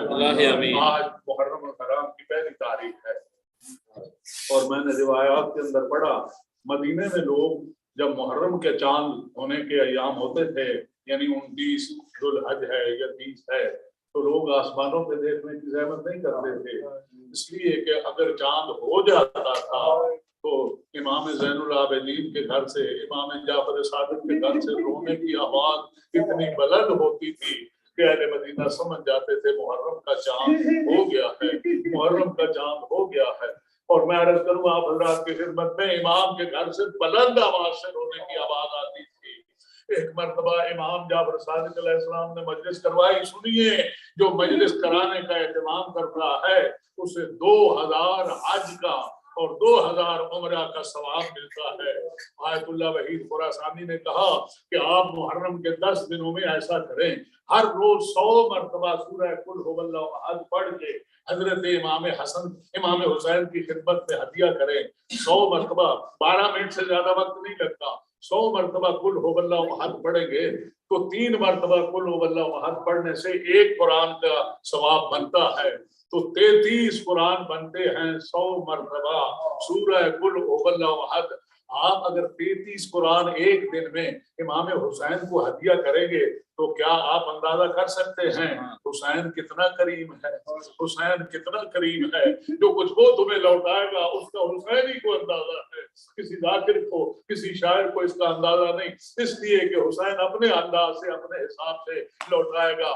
عزیزان گرامی، بس یہ ہے کہ آئندہ آپ یاد رکھیے گا، دن میں کسی وقت بھی 100 مرتبہ قل هو اللہ احد پڑھ کے کربلا کی طرف منہ کر کے، اے مسافر کربلا، اے کربلا کے پردیسی، اے مظلوم کربلا، اے مولا یہ میری طرف سے آپ کی بارگاہ میں ہدیہ ہے۔ عزیزان گرامی، میرا مولا ایک مقام پہ فرماتا ہے انا قتیل الابرار، میں وہ ہوں جسے رولا رولا کر قتل کیا گیا ہے، میں وہ ہوں جسے تڑپا تڑپا کر قتل کیا گیا ہے۔ آپ جگر تھام لیجیے، ایک بات عرض کروں آپ کی خدمت میں۔ ایک مرتبہ امام زین العابدین، جن کے لیے یہ مشہور ہے کہ رات کو کبھی بستر نہ بچھایا تھا اور دن کو کبھی دسترخوان نہ بچھایا تھا، دن روزے سے رکھتے تھے، رات عبادت پروردگار میں، اور زندگی کا اکثر حصہ اپنے بابا کو رونے میں گزارتے تھے۔ کبھی کھانا آیا تو آئے منہ سے نکلا میرا بابا بھوکے شہید کر دیے گئے، کبھی کسی نے پانی پیش کیا، پیسہ کہا آئے میرا بابا پیاس سے شہید کر دیے گئے۔ اللہ کے لیے توجہ میری طرف رکھیے گا، یہ 2 ہی جملے مجھے عرض کرنے ہیں، آپ میری طرف متوجہ رہیے گا۔ عزیزان گرامی، ملتا ہے، آپ جانتے ہیں جب کوئی جاننے والا اور محبت کرنے والا کسی غمگین کے پاس آ جائے اس کا غم ڈبل ہو جاتا ہے، غم اس کا ڈبل ہو جاتا ہے۔ امام کی خدمت میں ایک مرتبہ منہال پیش ہوئے، جب منہال گئے امام نے منہال کو دیکھا، منہال نے امام کو دیکھا، منہال کہتا ہے کہ فرزند رسول کس طرح زندگی گزاری؟ حضور فرماتے ہیں بالکل اسی طرح جس طرح بنی اسرائیل کی فرعون کے ہاں گزری تھی، یذبح ابناءہم ویستحیی نساءہم، اور لوگوں وہ بچوں کو ذبح کرتا تھا، بچیوں کو زندہ چھوڑتا تھا۔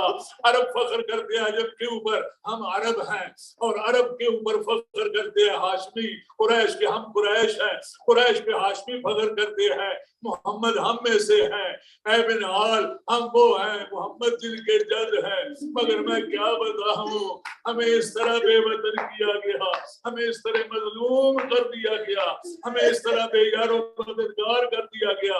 منہال بھی رو رہا ہے، امام بھی رو رہے ہیں۔ جب ایک مرتبہ جی بھر کے رو چکے، منہال کہتے ہیں مولا صبر کیجئے، مولا صبر کیجئے۔ اب آپ مجھے جگر تھام کے بتائیے منہال نے کوئی غلط بات نہیں کی، یہی ہوتا ہے، مولا بہت رو چکے ہیں صبر کیجئے، مولا صبر کیجئے۔ جب امام سے کہا نا صبر کیجئے، امام فرماتے ہیں منہال تو ہمارا اپنا تھا، تو نے بھی انصاف نہ کیا۔ ارے مجھے تلقین صبر کرتا ہے، یعقوب کا ایک یوسف اوجل ہوا تھا، وَابْيَضَتْ عَيْنَاهُ مِنَ الْحُزْنِ، وہ نابینا ہو گیا تھا، آنکھوں کی بینائی چلی گئی تھی۔ منہال میرے 18 یوسف میرے سامنے ٹکڑوں ٹکڑوں میں تقسیم پڑے تھے، میں ان کے لاشیں چھوڑ کے قیدی بن کے چلا گیا تھا۔ منہال پھر رونے لگا، ایک عرصہ جب رو چکے، اب منہال کہتا ہے مولا صبر کیجئے، مولا صبر کیجئے۔ جن شہیدوں کی بات آپ کر رہے ہیں میں جانتا ہوں انہوں نے داد شجاعت دی اور پھر شہید ہوئے۔ علی اکبر 200 ملائن درانہ کو فاصل جہنم کر کے شہید ہوئے۔ آپ کے ہاں تو ہے القتل لنا عادت والشہادت لنا کرامت، قتل ہونا ہماری عادت ہے، شہید ہونا ہمارے لیے باعث افتخار ہے۔ امام فرماتے ہیں منہال قتل ہونا تو ہماری عادت ہے، شہید ہونا تو ہمارے لیے فخر ہے، مگر سربرہنہ پھپھیوں کو لے کے، سربرہنہ نبی زادیوں کو لے کے شرابیوں کے دربار میں جانا، بازاریوں کے بازار میں جانا، کیا یہ بھی کوئی فخر کا مقام ہے؟ اب پھر منہال رو رہا ہے. اب ایک عرصے کے بعد جب صبر آیا اور امام بھی صبر میں ہوئے، دونوں رو چکے، آخری میرا جملہ ہے، اور اس کے بعد تکلیف تمام. ایک ایسا موقع آیا جسے یوں سمجھیے کہ مصیبت کا طوفان آ گیا ہو. امام بھی خاموش ہو گئے، صبر کر لیا. منہال نے بھی صبر کیا، امام کے سینے پہ ہاتھ رکھ کے دلاسا دے رہا ہے. امام فرماتے ہیں منہال میں نے سنا ہے، سنیے گا، میں نے سنا ہے مختار نے امام کے قاتلوں کو گرفتار کرنا شروع کیا ہے. اور میرا ویر، میرا بھائی بڑی شے ہے، چاہے وہ چھوٹا ہی کیوں نہ ہو، وہ ماں باپ کی نشانی ہے، چاہے وہ مختلف البدن ہی کیوں نہ ہو. امام فرماتے ہیں منہال بتا، کیا میرے بھائی علی اصغر کا قاتل بھی گرفتار ہوا یا نہیں؟ اس کی ماں دھوپ پہ بیٹھی ہے اور اس کی جلد خشک ہو گئی ہے اور دھوپ پہ بیٹھ بیٹھ کے وہ رو رہی ہے. عزیزان گرامی، جب کہا نا میرا بھائی اس کا قاتل بھی، اب تو منہال پہ بھی وہ اثر ہوا اور امام پہ بھی. کوئی اب تک تو مصیبت تھی نہیں، اب دونوں اتنا دکھ کے ساتھ اور اتنا زور سے اور اتنا دکھ کے ساتھ روئے ہیں. منہال امام کو تھامے ہوئے تھا، امام منہال کو تھامے ہوئے تھا. اللہ آپ کی عزاداری قبول کرے. جب آپ روتے ہیں آواز اونچی کر کے رویا کریں. امام جعفر صادق نے مجلس کرائی اور حضور کا ایک بڑا مشہور اور بڑا پیارا راوی ہے، ابو بصیر اس کا نام ہے. امام مجلس سن چکے، ذاکر مجلس پڑھ چکا. امام فرماتے ہیں اے ابو بصیر، تو میرے جج پہ رویا نہیں، تو نے میرے جج پہ رویا نہیں، گریا نہیں کیا. ابو بصیر اپنا رومال کھول کہتا ہے مولا میں نے بہت گریا کیا، دیکھیے یہ میرا رومال میرے آنسوؤں سے تر ہے، اور رومال آنسوؤں سے تر ہے، مگر میری دادی نے جو گریا مانگا ہے وہ اس طرح رو میرے حسین کو جس طرح ضعیف ماں جوان بیٹے کی لاش پہ روتی ہے. اپنے رونے کی آواز سیدہ تک جنت البقیع تک تو پہنچا ہے.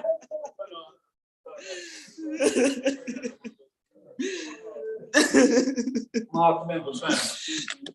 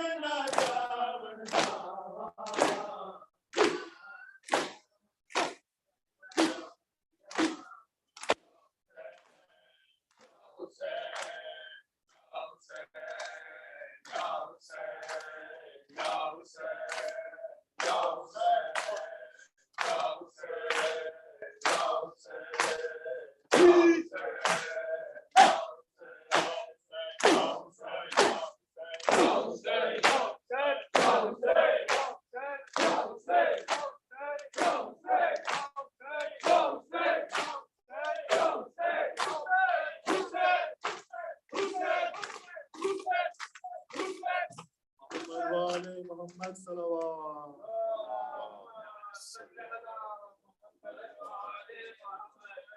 متوجه زيارة.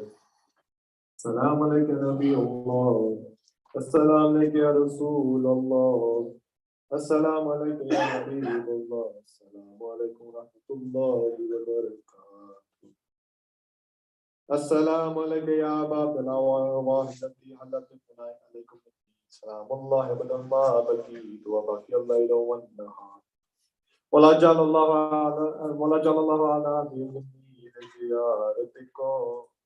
السلام على الحسين وعلى علي الحسين وعلى أولاد الحسين وعلى أصحاب الحسين خصوصا سيدي ومولاي والفاضل العباس أمير المؤمنين ومقتدى زينب وأم كلثوم بنت السكينة. السلام عليكم ورحمة الله وبركاته. السلام عليكم يا غريب الغربة بين مكان سلطان البلاد حليم الصار الأغاضب والقدر والقضاء ورحمة الله وبركاته. السلام عليك يا مولاي صاحب العصر والزمان سيدي الأمان الأمان الأمان فتنة زمان شر الشيطان. السلام عليك يا خليفة الرحمن. السلام عليك يا إمام الإنس والجن. عجل الله تعالى فرجك وسقط على مخرج وظهور ورحمة الله وبركاته. بسم الله الرحمن الرحيم. اللهم صل وليك المجد بن الحسن صلواتك عليه وعلى في هذه الساعة وفي كل ساعة وليا وحافظا وقائدا وناصرا ودليلا وعينا حتى تسكنه رزقك روعا وتمتعه فيها طويلا برحمتك يا